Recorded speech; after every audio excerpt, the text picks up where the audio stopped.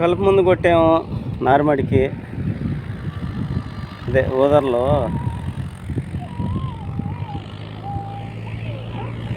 బాగా చల్లగా నారు బాగుంది.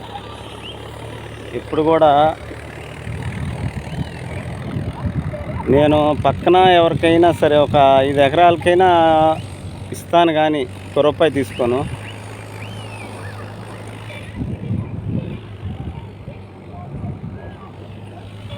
మిగిలితేనే కదా ఇస్తాం, మిగలకపోతే ఏమి ఇస్తాం? దేవుడు ఇయ్యాల అంతే, భగవంతుడే కదా.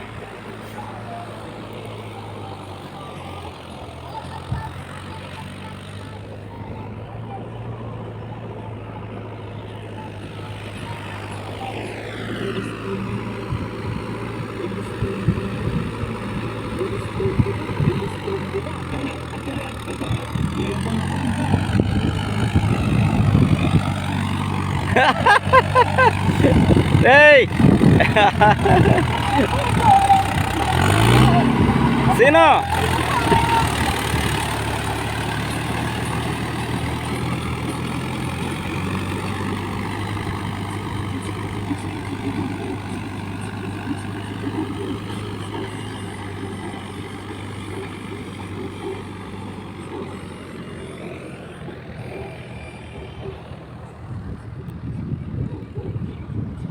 నారు బాగా పట్టింది. ఎంత ఫస్ట్ నా వీడియోస్ చూడండి, ఎంత శ్రమ ఉంటే ఈ కష్టే ఫలి.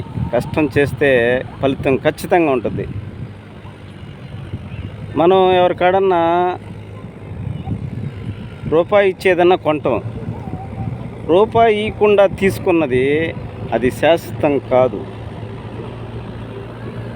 అది ఎప్పటికైనా సరే మన ఖాతాలో పడే ఉంటుంది. కర్మ. ₹1 ఇస్తే వస్తువు ఇవ్వాలా, లేదా వస్తువు ఇచ్చి ₹1 తీసుకోవాలా. అంతేగాని ఒకరిది మనం అది తీసుకున్న ఏదో ఒక సహాయం చేసిన రూపంలో తీసుకోవచ్చు, కానీ అన్యాయంగా తీసుకోవటం మాత్రం అది ఎందుకో నచ్చదు నాకు.